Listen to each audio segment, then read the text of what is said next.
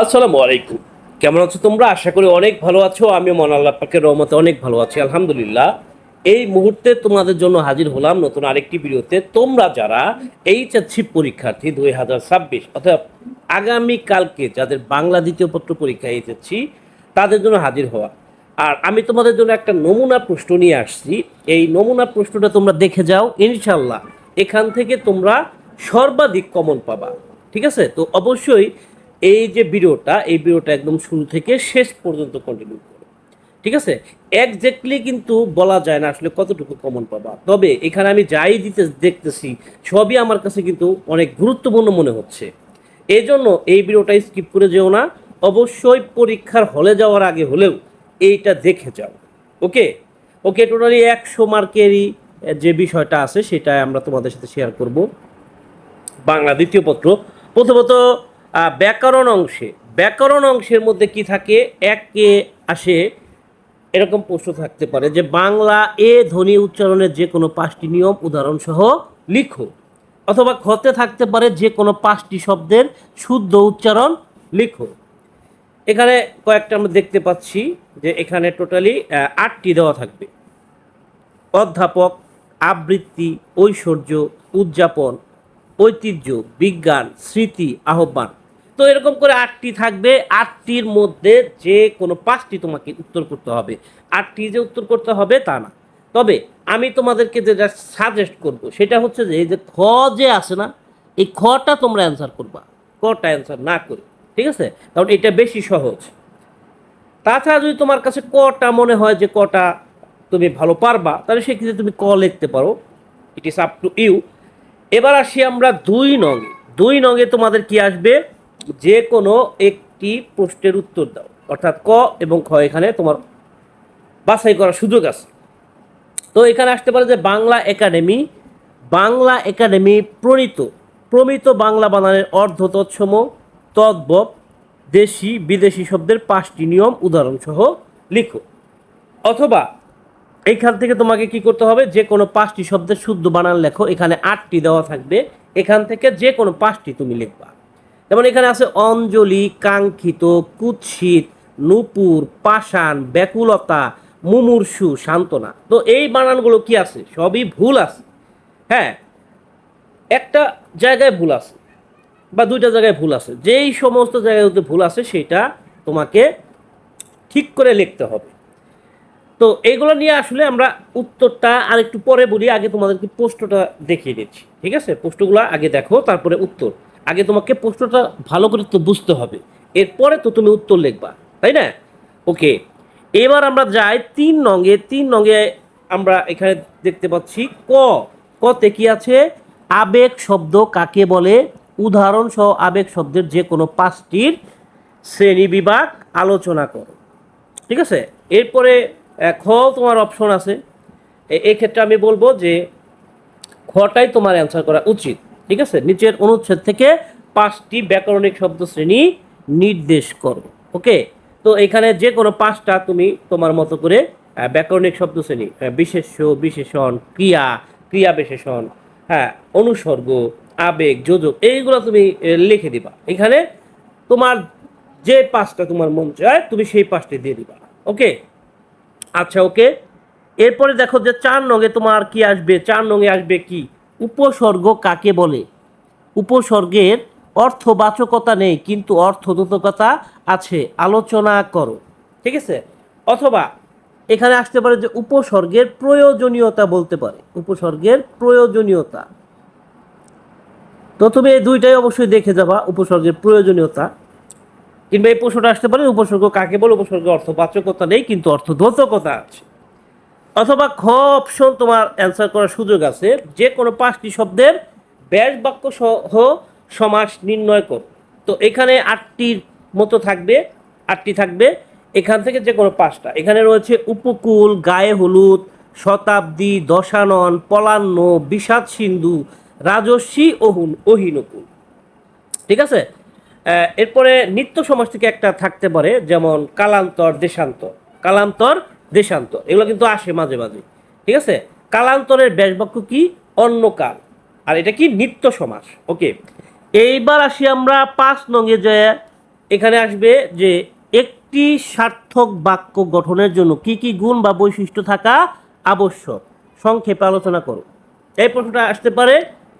কিংবা তোমার খ অপশন অ্যান্সার করে একটা সুযোগ আছে। এখানে বাক্য পরিবর্তন করতে হবে তোমাকে। যেমন এখানে বলছে যে মেঘ গর্জন করলে ময়ূর নৃত্য করে, জটিল বাক্য। দেশপ্রেমিককে সবাই শ্রদ্ধা করে, নেতিবাচক বাক্য। ধনীর কন্যা কিন্তু তার অহংকার নেই, সরল বাক্য। হায় আজ তার সব শেষ হয়ে গেল, বিবৃতিমূলক বাক্য।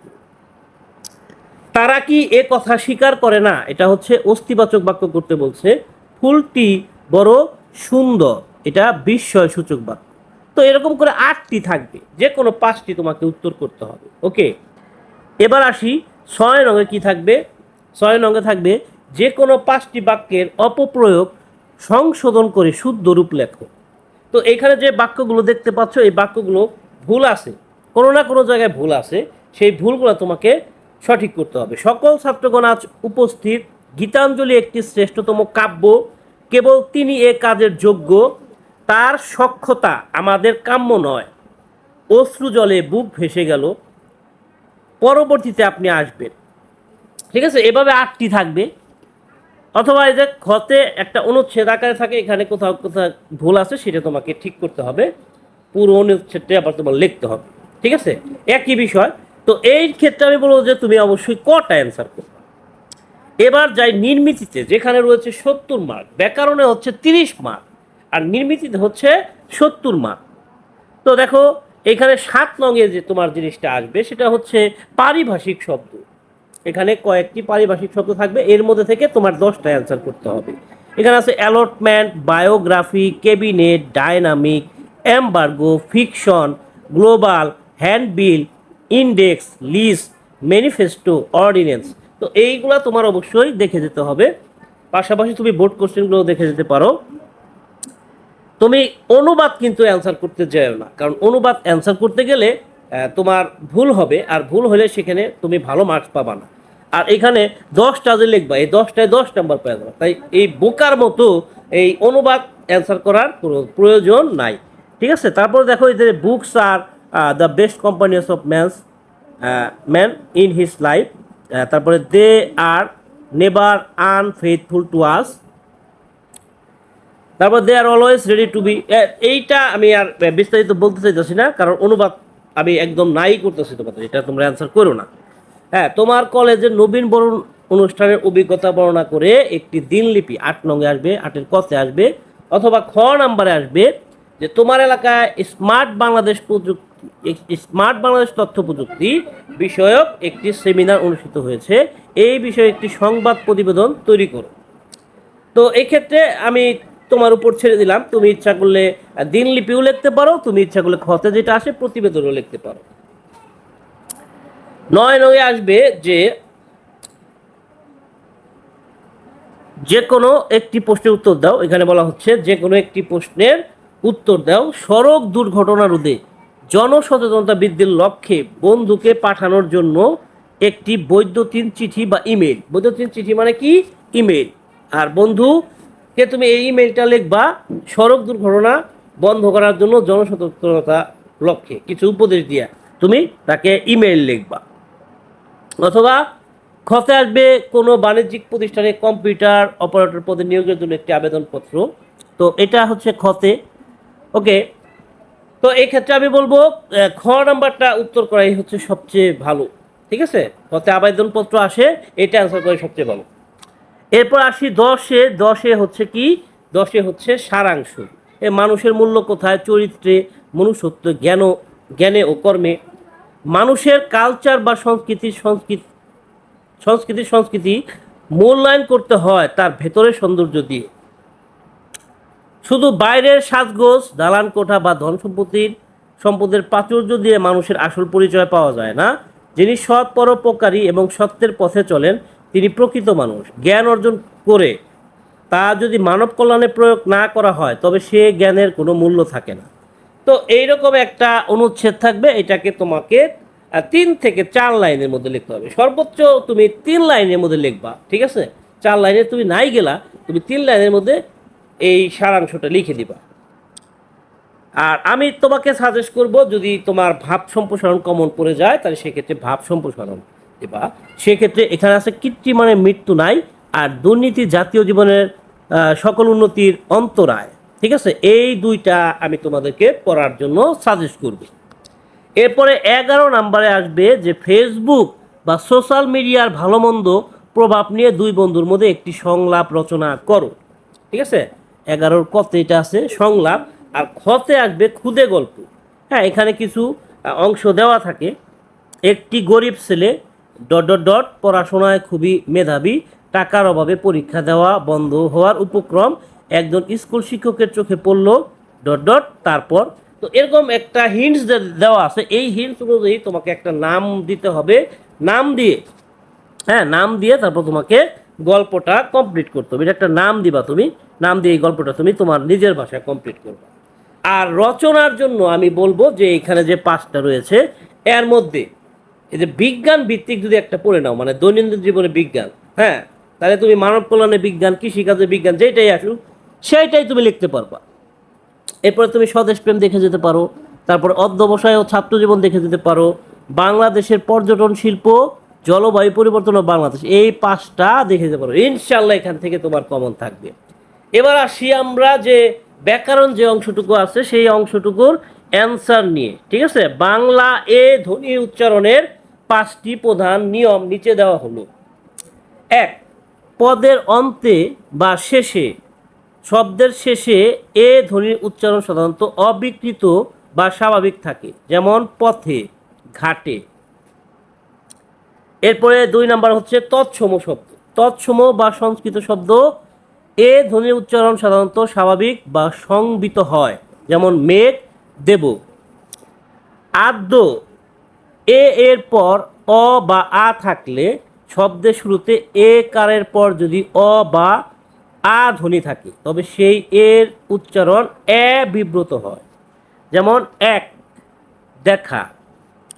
সংখ্যাবাচক শব্দ 1, 11, 13 ইত্যাদি সংখ্যাবাচক শব্দে আদ্য এ ধ্বনির উচ্চারণ এ হয়, যেমন 11, তারপরে 13। ঠিক আছে, ওকে। আদ্য মানে কি? আদ্য মানে শুরুতে। আদ্য মানে কি? শুরুতে। সর্বনাম পদের একাক্ষর, সর্বনাম পদের এ সাধারণত স্বাভাবিকভাবে উচ্চারিত হয়, যেমন কে, সে, যে। এরপর 1 নং খ যদি তুমি উচ্চারণ করো তাহলে এখানে দেখো যে কি আছে, অধ্যাপক, আবৃত্তি, ঐশ্বর্য, উদযাপন, ঐতিহ্য, বিজ্ঞান। যেমন এখানে দেখো অধ্যাপক, হ্যাঁ, এই উচ্চারণটাকে তুমি 2টা পাঠ করবা। হ্যাঁ, যে উচ্চারণটা তুমি অ্যান্সার করতে চাইতেছো সেই উচ্চারণটা তুমি 2টা পাঠ করবা। এই 2টা পাঠ করার পরে দেখো অধ্যাপক, তাহলে প্রথমে অত পড়লো, হ্যাঁ, প্রথমে অত, তারপরে কি ধাপক পড়লো। তো দেখো অত যে শব্দটা, এই শব্দের মধ্যে কিন্তু কমপক্ষে 2টা বর্ণ আছে, একটা হচ্ছে ও আর একটা হচ্ছে দ, একটা হচ্ছে ও আর একটা হচ্ছে দ। আবার ধাপকের কথা যদি বলি তাহলে এইখানেও কিন্তু ধাপক, হ্যাঁ, কমপক্ষে 2টা আছে। তো কমপক্ষে 2টা বর্ণ থাকলে শেষে তুমি হসন্ত দিয়ে দিবা। ঠিক আছে, যেমন অধ্যাপক, অধ্যাপক। ঠিক আছে, তো এই যে অধ্যাপক, এই যে অধ্যাপক যে বানানটা, ওকে, অধ্যাপক, এই অধ্যাপক যে বানানটা, এই যে অদের মধ্যে আমরা হসন্ত দিয়ে দিব, আর এই যে ধাপক আছে এরকম আমরা কয়ের মধ্যে হসন্ত দিব। এইভাবে তুমি প্রত্যেকটা উচ্চারণ লিখবা। তাছাড়া বোর্ড কোশ্চেনগুলো কিন্তু ভালো করে দেখে গেলেই তোমার হুবহু কমন পড়ে যাবে। ঠিক আছে, দেখো এখানে আছে আবৃত্তি বানান, সঠিক বানানটা, ঐশ্বর্য, উদযাপন, ঐতিহ্য, ঐতিহ্য। দেখো শেষেরটার মধ্যে জো আছে, ঐতিহ্য। ঠিক আছে, তো এইটার মধ্যে কিন্তু 2টা বর্ণ নাই, জাস্ট একটা বর্ণ, এই জন্য এটার মধ্যে কোনো হসন্ত হয়নি। বিজ্ঞান, বিজ্ঞান, বিজ্ঞান। ঠিক আছে, এরপরে স্মৃতি, স্মৃতি, তারপরে আহ্বান, আহ্বানের হচ্ছে কি আহ্বান, আহ্বান। ওকে, ওকে। এবার যাচ্ছি আমরা 2 নং এর কতে, যে এখানে বলা হচ্ছে প্রমিত বাংলা বানানের অতৎসম শব্দের 5টি প্রধান নিয়ম। হ্যাঁ, 1 নাম্বার হচ্ছে ইকারের ব্যবহার, সকল অতৎসম শব্দে কেবল ইকার এবং রস্বইকার ব্যবহৃত হবে। ঠিক আছে, ইকার মানে কি রস্বইকার। ঠিক আছে, দীর্ঘিকার বা দীর্ঘিকার হবে না। হ্যাঁ, যেমন দাদি, তারপরে শাড়ি, চাবি, এগুলোর মধ্যে সব কি কি হচ্ছে, রস্বইকার হচ্ছে। রস্যকারের ব্যবহার সকল অতৎসম শব্দে কেবল রস্যকার ব্যবহৃত হবে, যেমন মূলো, পুজো, চালু ইত্যাদি। এরপরে দীর্ঘিকার এর বর্জন। হ্যাঁ, আলি প্রত্যযুক্ত শব্দে সর্বদাই রস্যইকার হয়, এখানে কি হয় না, দীর্ঘিকার হয় না, যেমন মিতালি, সোনালি, রূপালি। মধ্যাহ্ন এর বর্জন, অতৎসম শব্দে কখনোই মধ্যাহ্ন হবে না, সর্বদা দন্তান্ন হবে, যেমন ধরন, করণ, সোনা। বিদেশি শব্দ তালব্যস্য ও দন্তাস্য, ইংরেজি বিদেশি শব্দে এস ধ্বনির জন্য দন্তাস্য হবে এবং এস এইচ সি এইচ ধ্বনির জন্য তালব্যস্য ব্যবহৃত হবে, যেমন বাস, স্টেশন। দুইয়ের খ অ্যান্সার করাই হচ্ছে সবচেয়ে বেটার। ঠিক আছে, এখানে অঞ্জলি, অঞ্জলি, ঠিক আছে, অঞ্জলি যে বানান, অঞ্জলিযুক্ত বানানগুলোতে রস্যইকার হবে, নট দীর্ঘইকার। হ্যাঁ, রস্যইকার হবে অঞ্জলি। এরপরে কাঙ্ক্ষিত ওই সঠিক বানানটা দেখে নাও, তারপরে কুৎসিত সঠিক বানানটা দেখে নাও, নূপুর সঠিক বানান, পাষাণ, মুমূর্ষু। কোনো শব্দের মধ্যে যদি রস্যকার দীর্ঘকার দুইটাই থাকে, তাহলে প্রথমটি হয় রস্যকার, দ্বিতীয়টি হয় দীর্ঘকার, পরেরটি আবার রস্যকার। এইভাবে মনে রাখবা তুমি। আবার কোনো বানানের মধ্যে যদি রস্যইকার দীর্ঘিকার থাকে, তাহলে প্রথমটি হয় রস্যইকার, পরেরটি হয় দীর্ঘিকার, তারপরেরটি হয় আবার রস্যইকার। এইভাবে তুমি মনে রাখতে পারবা। ঠিক আছে, ওকে। আচ্ছা, এরপরে আমরা যাচ্ছি পরবর্তীতে সান্ত্বনা বানানটা। এই যে ভালো করে খেয়াল দেখো, এটা হচ্ছে সান্ত্বনা বানান। 3 নংয়ের কতে আসি। 3 নংয়ের কতে বলা হচ্ছে যে আবেগ শব্দের সংজ্ঞা ও 5টি শ্রেণী বিভাগ। সংজ্ঞা: যেসব শব্দের সাহায্যে মনের নানাবিধ ভাব বা আবেগ, যেমন আনন্দ, বেদনা, বিস্ময়, ঘৃণা ইত্যাদি প্রকাশ পায়, সেগুলোকে আবেগ শব্দ বলে। বিস্ময়বাচক আবেগ বিস্ময় বা আশ্চর্য হওয়ার ভাব প্রকাশ করে, যেমন আরে তুমি কখন এলি। করুণাবাচক আবেগ দুঃখ, কষ্ট বা সহানুভূতি প্রকাশ করে, যেমন হায় হায় লোকটার এখন কি হবে। শ্রদ্ধাবাচক আবেগ গভীর শ্রদ্ধা বা ভক্তি প্রকাশ পায়, যেমন ধন্য হে বীর, তুমি দেশকে বাঁচালে। ঘৃণাবাচক আবেগ অবজ্ঞা বা ঘৃণা প্রকাশ করা, ছি ছি তুমি এত বড় মিথ্যা কথা বললে। সম্বোধন বাচক আবেগ কাউকে আহ্বান বা সম্বোধন করতে ব্যবহৃত হয়, যেমন ওহে একটু শুনে যাও। ওকে, তাহলে এইগুলো আবেগ শব্দ। আমি তোমাদেরকে বলবো যে তোমরা অবশ্যই 3-এর খটাই অ্যান্সার করবে। এখানে ব্যাকরণিক শব্দ শ্রেণী মধ্যে যেমন এখানে বলছে মরিতে, মরিতে মানে মরা, এটা হচ্ছে কি একটা কাজ করা, কাজ করা বা হওয়া বোঝালে ওটাকে কি বলা হয়, ক্রিয়াপদ। হ্যাঁ, এটার অসমাপিকা ক্রিয়া। তারপর আমি, আমি হচ্ছে সর্বনাম পদ, আমি, আমরা, তুমি, তারা, যে, সে, এরকম শব্দগুলো থাকলে ওইটা হচ্ছে কি সর্বনাম। সুন্দর, সুন্দর হচ্ছে কি কোনো একটা গুণের নাম বোঝায়। দোষ, গুণ, অবস্থা বোঝালে সেটা হচ্ছে বিশেষণ পদ, মানে ইংলিশে যেটাকে অ্যাডজেক্টিভ বলা হয়। ঠিক আছে, অ্যাডজেক্টিভ যদি পাও তাহলে সেটা হচ্ছে কি বিশেষণ। ভুবনে বিশেষ্য পদ, ভুবন, হ্যাঁ ভুবন মানে পৃথিবী, এটা একটা নাম বোঝাচ্ছে, তাহলে এটা কি বিশেষ্য পদ। চাই, চাওয়া, এটা কোনো একটা কাজ করা বোঝাইতেছে, এটা হচ্ছে ক্রিয়াপদ। ঠিক আছে, এইগুলো অ্যান্সার করা হচ্ছে সবচেয়ে সহজ বিষয়। এরপর আসি আমরা 4-এর কথা আসতে পারে উপসর্গের অর্থবাচকতা নেই, কিন্তু অর্থদ্যোতকতা আছে, কিংবা উপসর্গের প্রয়োজনীয়তা তোমরা বই থেকে দেখে যেতে পারো। বাংলা ভাষায় এমন কিছু অব্যয়সূচক শব্দাংশ আছে যা স্বাধীনভাবে কোনো অর্থ প্রকাশ করতে পারে না, অর্থাৎ এদের নিজস্ব কোনো অর্থবাচকতা নেই, কিন্তু এগুলো যখন অন্য কোনো ধাতুর বা শব্দের পূর্বে বসে তখন নতুন অর্থযুক্ত শব্দ তৈরি করে বা শব্দের অর্থের পরিবর্তন ঘটায়। এই ক্ষমতাকে বলা হয় অর্থদ্যোতকতা। উদাহরণ: হার শব্দের পূর্বে বিভিন্ন উপসর্গ জুড়ে দিলে নতুন নতুন অর্থ তৈরি হয়। যেমন প্র যোগ হার, প্রহার। প্রহার মানে মারা, কাউকে মার দেওয়া আর কি। ঠিক আছে, হার মানে কি?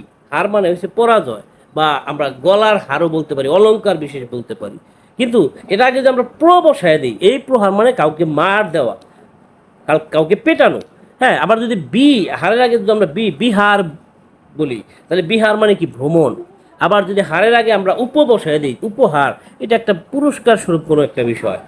ঠিক আছে, সৌজন্য সামগ্রী। সুতরাং উপসর্গের নিজস্ব অর্থ না থাকলেও নতুন অর্থ তৈরির ক্ষমতা রয়েছে। উপসর্গের প্রয়োজনীয়তা কি, এটা তোমরা একটু বই থেকে দেখে দিতে পারো।